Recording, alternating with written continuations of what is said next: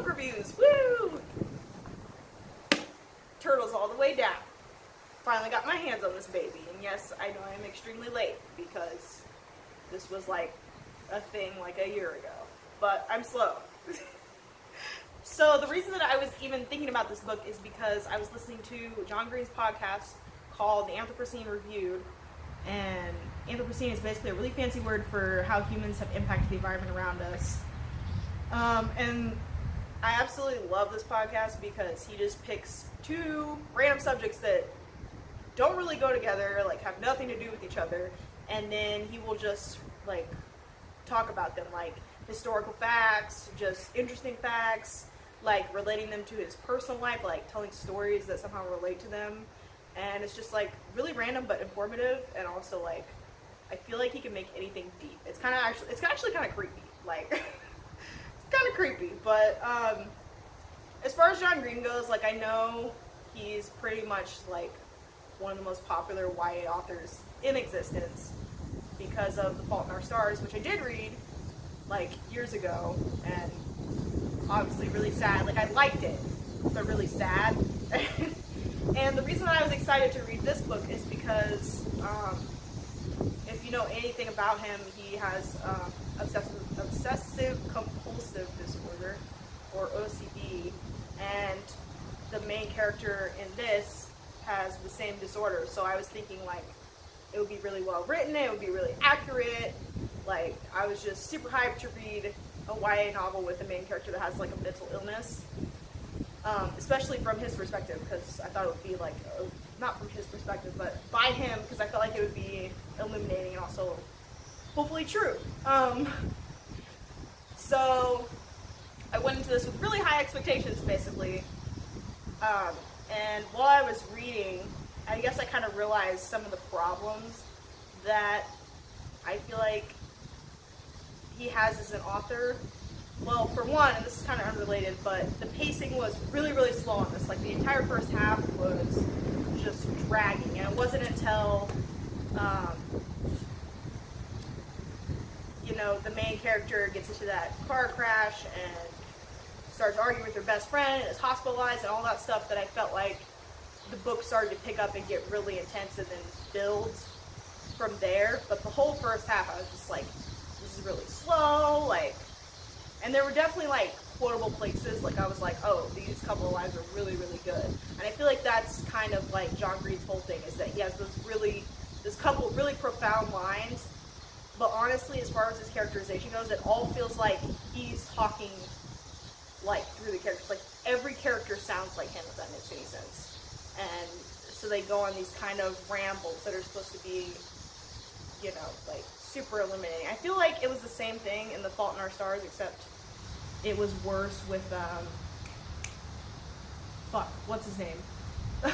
The dude with the cigarette. I can't fucking remember his name right now, but so he would go on kind of those like deep rants or whatever, and that was basically John Green's voice. Like if you listen to him, if you listen to the podcast, especially bad now that I've listened to the podcast, like I can tell it's just him. And you say, yeah, he's writing the book, well, it's gonna sound like him.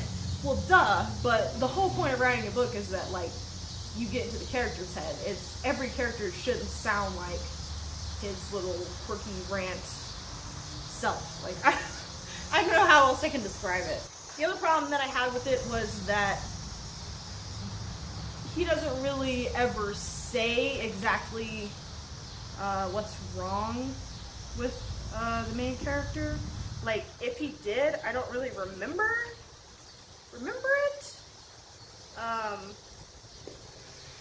He just kind of says, like, anxiety. That's all he ever really says. So, if she is supposed to have OCD, which I think she does because she gets stuck in, like, the thought spirals or whatever, and she feels like she has to keep washing this cut, or all the, like, rituals that she has to do. I feel like she has it, but even when she gets hospitalized, I don't feel like they ever talk about it.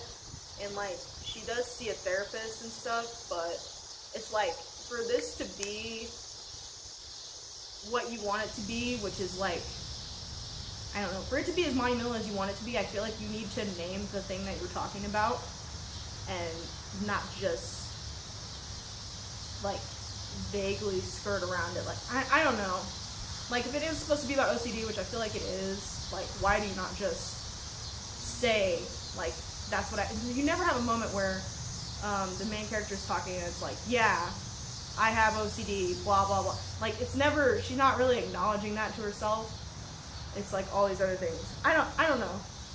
That just kind of bothered me. He doesn't ever say what it is that she has. Like, if you're gonna be representative of, like, mental illness or be a voice in that community, like, why not just say?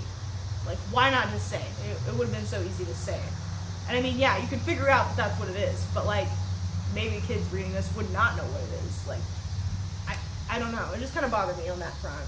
There's that whole side plot of her love interest, basically the whole disappeared father, millionaire, there being a reward, all that. Like, that was a completely, I don't know, I just, like, wasn't feeling that subplot. Like, I did not care. Like, I got that she, like, cared about the little brother, and I got that the boy, like, couldn't trust anybody because he thought that everybody was after his money, and he just wanted somebody there to, like, that actually saw him for him and not for all the shit that he had. Like, I got that, like, that he had that issue or whatever. But it's like, making that a major facet of the book, I feel like I was just like, why do I care? Like, I'm more interested in, like, the daily life, with her and her best friend.